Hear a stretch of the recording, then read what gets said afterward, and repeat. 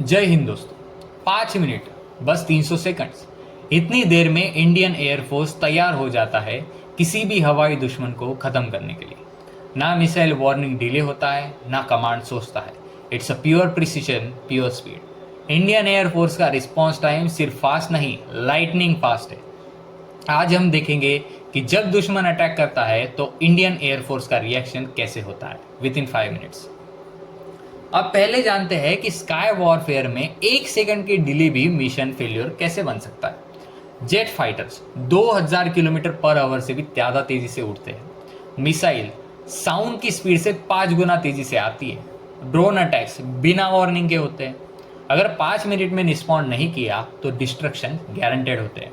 इसीलिए Indian air force ने develop किया है क्विक रिएक्शन मैकेनिज्म, जो किसी भी थ्रेट का जवाब रियल टाइम में देता है। अब इसकी कुछ स्टेप है।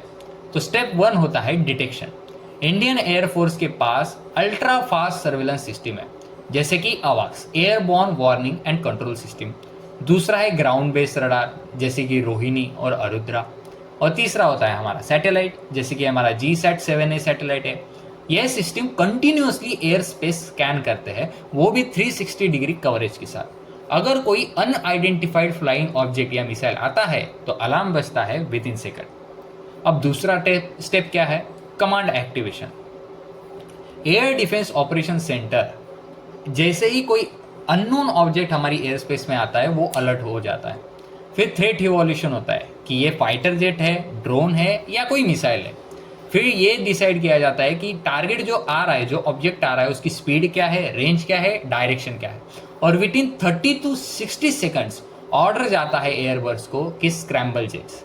ये decision making automated plus human दोनों सिस्टम से होता है, वो भी 0 डिले के साथ। अब थर्ड स्टेप लिया जाता है, वो है fighter jet scramble.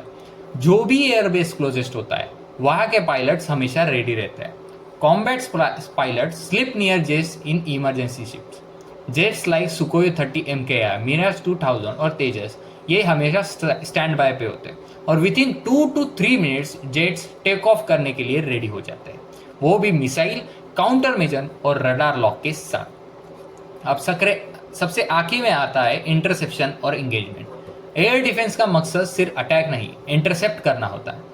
Fighters enemy के पाथ पे फ्लाई करते हैं और वो रडार लॉक करते हैं, विजुअल कंफर्मेशन लेते हैं, वार्निंग सेंड करते हैं एंड अगर ज़रूरत हो तो डार्क फाइट मोड ऑन हो जाता है। और अगर इनकमिंग मिसाइल हो तो ग्राउंड यूनिट्स एक्टिवेट करते हैं S-400, आकाश, स्पाइडर और बराक सिस्टम को, जो कि हमारी डिफेंस सिस्टम की एक अनब्रेकेबल वॉल बन चुकी है। पूरा सिस्टम सिर्फ जेट्स का नहीं, नेटवर्क का गेम है।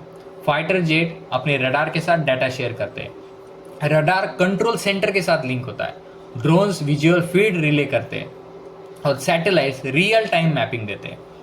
ये कंप्लीट इंटीग्रेटेड वर्क देता है एक कंप्लीट इंटीग्रेटेड पावर। 2019 के बालाकोट एयर स्ट्राइक के बाद पाकिस्तान ने एयर स्पेस वायलेट किया था। उस वक्त भी इंडियन एयरफोर्स ने कुछ मिनटों में ही रिस्पॉन्ड किया था।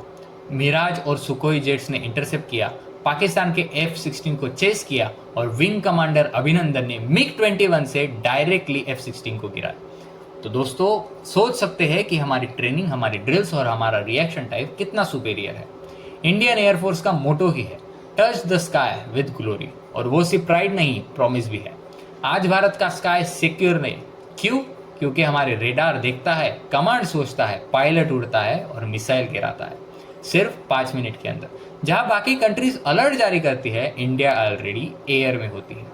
तो जय हिंद, जय वायुसेना। दोस्तों अगर ये वीडियो पसंद आया हो तो वीडियो को लाइक करें, शेयर करें और चैनल को सब्सक्राइब करें ऐसी ही नई नई वीडियोस के लिए। मिलते हैं अगले वीडियो में, तब तक के लिए जय हिंद, जय भारत।